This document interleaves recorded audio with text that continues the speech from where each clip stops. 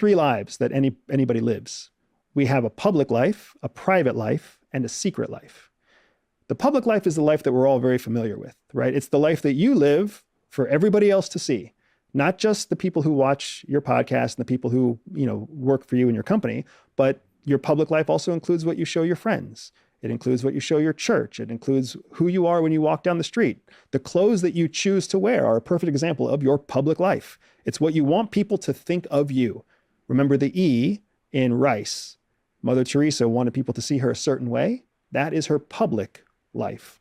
When you're in espionage, the goal is to get away from the public life, because if you want someone to give you secrets, you can't get secrets from somebody who's in their public life, because they're protected in their public life. So you have to move them from public into secret. And the middle step between public and secret is private life.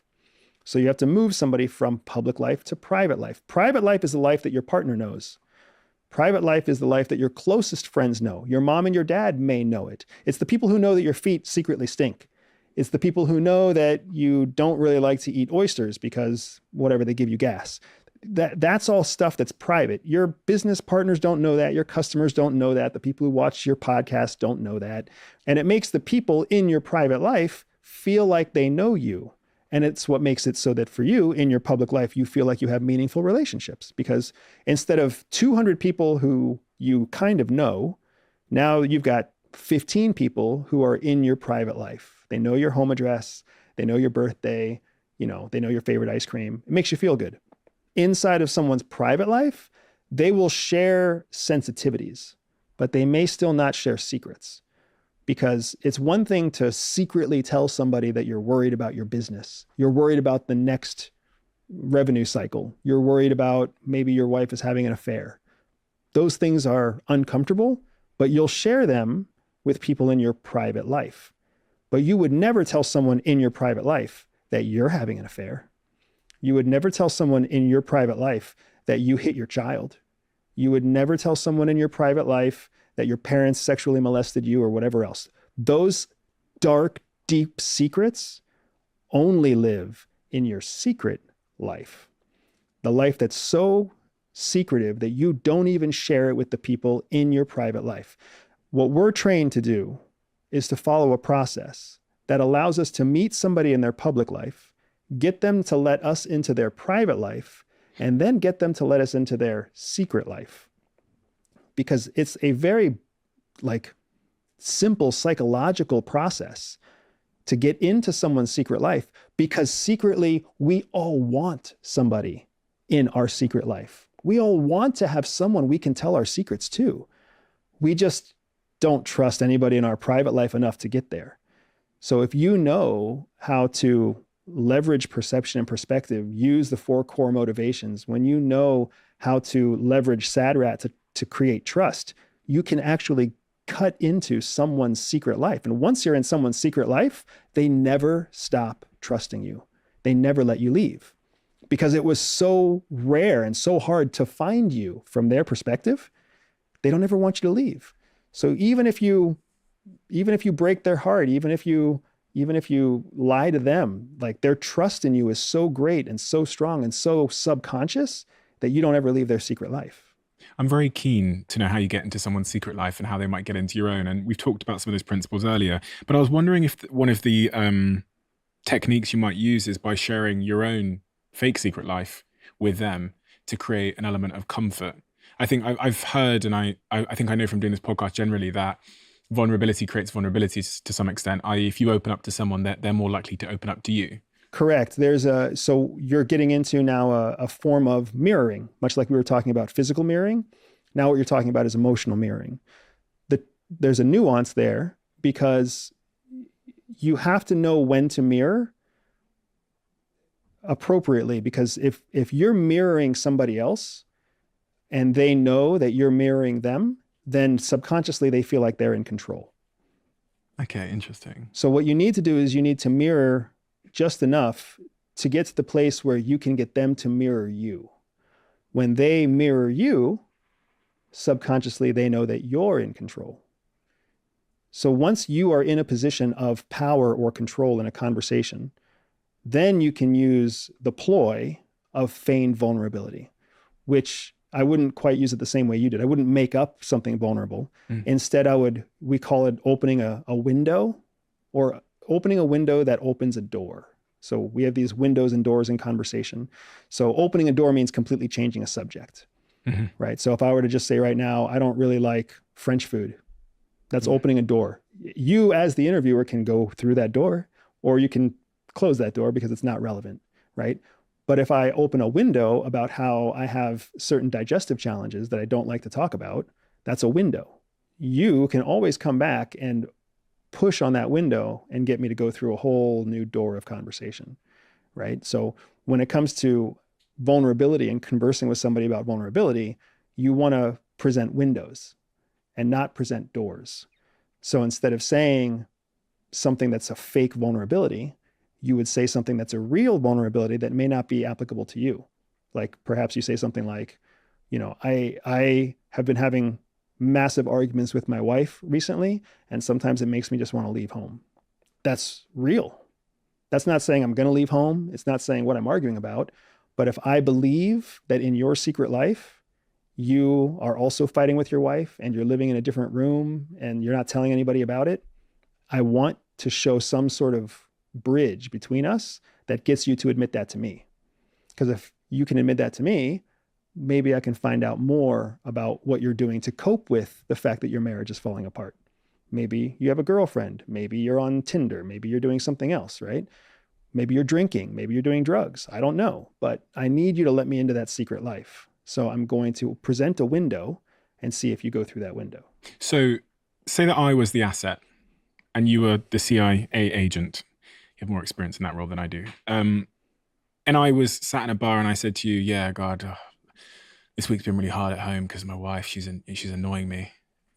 And you were trying to get into my secret life. How might you maneuver from there? Right. So there's the basic principle here that we would use is called the 2-in-1 combination. So 2 means 2 questions and 1 means 1 confirmation. So when you present to me a topic that I want to explore further, the most rudimentary of techniques out there is you present to me a topic I want to explore. So I ask a follow-on question. You will answer my follow-on question because you're predisposed to answer my question. I will ask another follow-on question. You'll be predisposed to answer that as well. And then I'll say something that confirms what you're saying. That way it doesn't feel like you're being interrogated. Instead, it feels like you're talking to somebody who gets you. So I'll confirm what you say. Like, oh yeah, I mean, I had a girlfriend once and her feet stank so bad. And man, it just made me want to like sleep with her feet outside of the covers. And then you just stop there. Because you've asked 2 follow-on questions and 1 confirming statement, the psychology of the other person is going to be to continue volunteering information. And then you just repeat the cycle. So they give you another piece of information, you follow-up question, confirmation. Follow-up question, confirmation. To you, it feels formulaic. Listen, ask a follow-up question. Listen, ask a follow-up question. To them, it feels like they are talking to somebody who really, really cares. Just put yourself in the shoes. Practice a little perspective here. Imagine if you really were talking about something that was frustrating you and the person sitting next to you at the bar literally didn't do anything other than ask you follow-up questions and agree with you.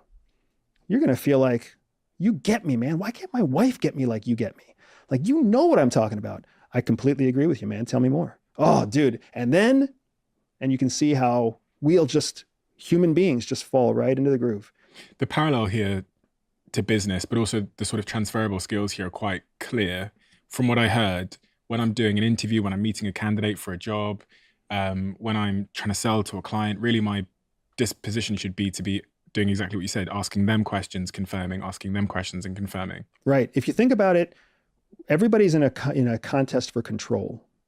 Who controls a conversation? The person asking the questions or the person saying the most words?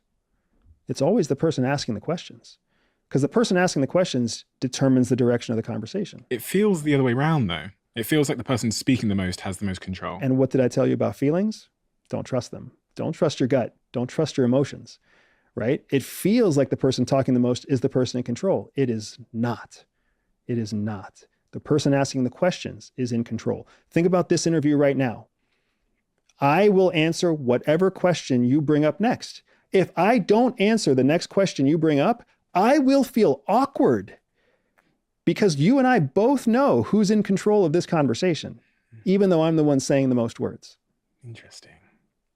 The implications of this in sales, human resourcing, marketing, advertising, it's the reason my company has grown 300% every year for the last 3 years. It's because the human condition is so predictable. People just want to feel heard, they want to feel listened to, and they want to feel validated. You can automate that. You can automate the process that makes people feel heard, confirmed, and validated. You can automate it, and then they will sell themselves. That's really good digital marketing. That's how it works. Really good direct sales. That's how it works. Really good salesmen have already learned this. Real good salesmen understand that it's all about getting a lead to talk about themselves as quickly as possible. And then once they start talking about themselves, you just ask questions. Let them lead themselves through the sales process. The problem is with most business owners out there who haven't been trained in what we're talking about, they feel like they have to talk the most. They feel like they have to get the customer to understand the benefits of the product. I need to get you to hear me. I need to get you to listen. I need to get you to understand the value of what I'm offering you. That's not what the customer wants. That's the salesperson's perception. What the customer actually wants is a product that's going to solve their problems and a salesman that's going to help them. What's the kind of person that helps you? The person who asks questions.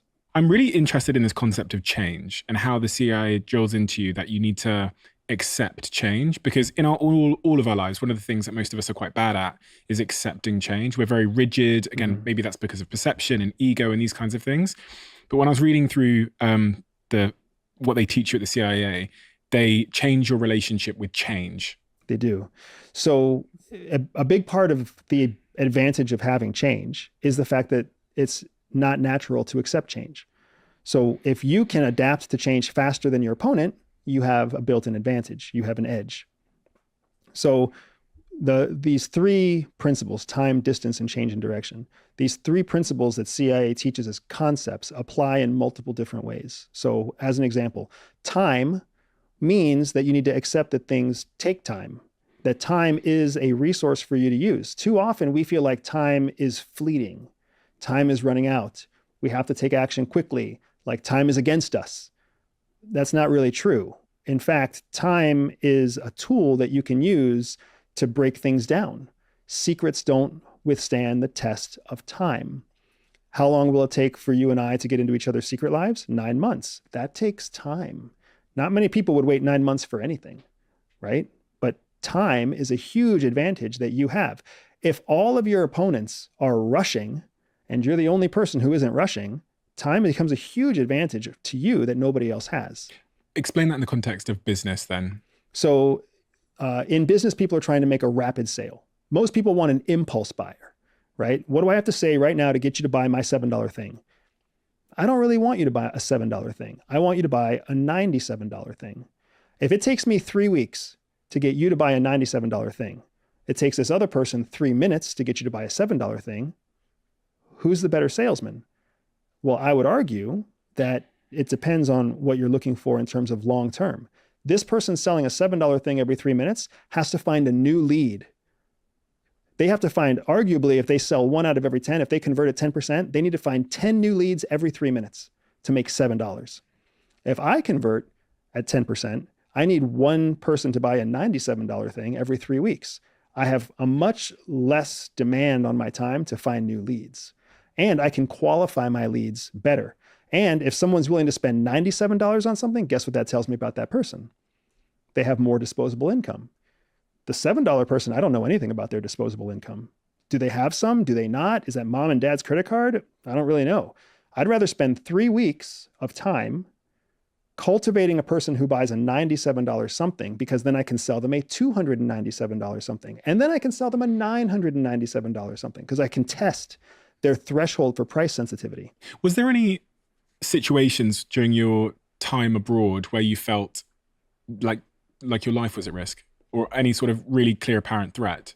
Yes, there's one specific moment which I'm actively trying to get cleared by CIA to talk about, where I felt like with high confidence that I had fallen under the scrutiny of a local country's surveillance team. So I was in a foreign country. I believed I fell under their surveillance apparatus and they were actively surveilling me.